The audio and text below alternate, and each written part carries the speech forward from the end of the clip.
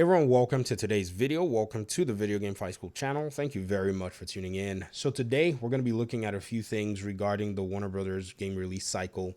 Most importantly, Gotham Knights. That's the game that we are more than likely interested in right now. If you logged into this channel or if you're dialed in and you're rocking with us, it's kind of where your attention is. A few things that are pertinent nonetheless is one of the developers that has worked at Warner Brothers Games Montreal for a while actually announced on Twitter that he has just basically started a new job with Unity. Unity is the big production company that has the rights and owns the Unity engine, and this is also the company that bought Weta Digital from Peter Jackson's digital production company.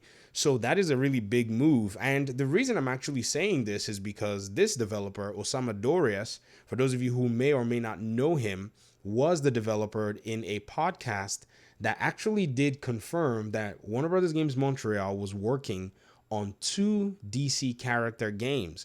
I think this was somewhat of something that helped to add a little bit to the rumors at first, because IGN, somewhere around 2014, 2015, in one of their IGN fixes or daily fix videos, had mentioned something to that effect that, it seemed like Warner Brothers Montreal was working on a Superman game. Well, Osama Dorias confirmed 2 games, and then years later from that podcast, we saw Gotham Knights as the game that they were working on. Now, whatever the next game is, I think it's probably left up to them. They may have changed the project from Superman. I mean, we did find out that they changed the project from a Damian Wayne game to Gotham Knights. So who knows? That Superman game may have translated into a Flash game. But we'll visit that topic here in a little bit. On the menu, nonetheless, we're looking at what Warner Brothers is doing, because it appears that they are continuing their marketing really strong with the Lego Star Wars Skywalker Saga. Now, this is something that's really interesting because they've also gone ahead to mention some of the extras that will be coming in the game in terms of DLC, icons, and heroes. And I think it's something that we have to pay a lot of attention to. The reason they've decided to go this direction in terms of their marketing is very interesting, because at the end of the day, you have to ask, is this the format that they're going to go ahead and announce for their other upcoming games? Hogwarts Legacy is on the table. Are they going to announce Hogwarts Legacy as well as what their future plans are for the game when they do so? Are they going to announce even for Suicide Squad Kill the Justice League what the future plans are for that game? Because I think that game is going to run like I don't want to say it, but live service-ish game. Take, for instance, Tom Clancy's The Division or Destiny. I'm not going to throw the Avengers out there because that really freaks people out, because that was a game that not necessarily wasn't good. It just failed because its monetization policies were the baseline for why the game was even developed. I think that's why Marvel Avengers failed in a sense more than anything else. It could have done well if they had taken a gamer first approach and put monetization on the back end. But let's focus on what Warner Brothers is doing, like I said. And so when you think about that, it kind of helps you, kind of envision and say, what could they be doing with the Gotham Knights announcement, or what could they have planned for the Gotham Knights announcement? Is it going to be an announcement where we get to see the DLCs, the possible characters, possible villains, or potential progression of the game? Now, I have to go ahead and mention something that I feel is necessary, and I mentioned this in a video a long time ago. This is when I was still following almost every single step that Warner Brothers Games Montreal was making.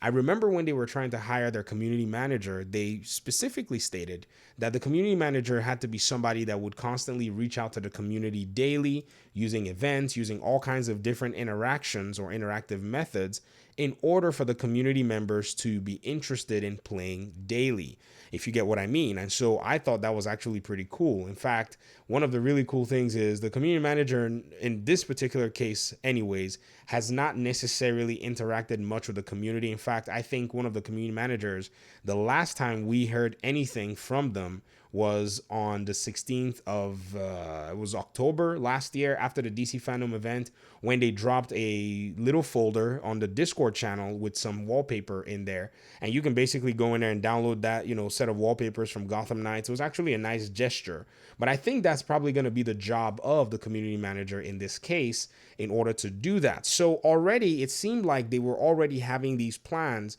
to have the DLCs and the future portion of the game, be something that players have knowledge of once the game is being released or once the game is already out.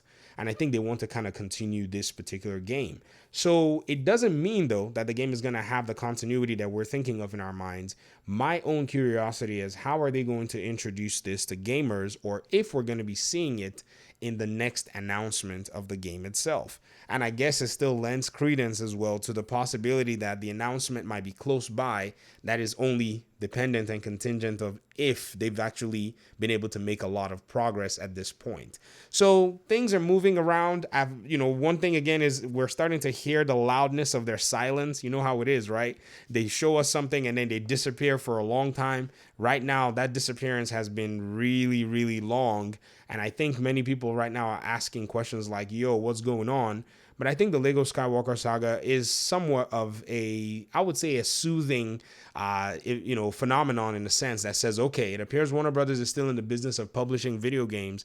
And because this game has been, in my opinion, one of the more anticipated games in the past few years, we may be getting something. And I'm hoping that the nature of the next announcement is much more comprehensive because they already have had these things planned in the past and have actually shown glimpses of it. I'm just hoping that it's something that is actually placed in a concrete way and gamers are actually educated in the next reveal. It was one thing with the other reveals. They did a good job in kind of getting the hype and presenting character models, doing a few things, showing some cool stuff. But at this point, I think the education about the game is what's very necessary. Everybody wants this game to be good. I want the game to be good. I want the game to rock. And so I'm looking forward to whatever it is that they're going to be able to pull off with it as well. But that's basically my thoughts so far, and that's the most recent updates that I've seen around Gotham Knights. I appreciate you guys so much for rocking with the channel and basically your support. Thank you very much. If there's anything that goes on, I'll try my best to, basically bring it to you guys.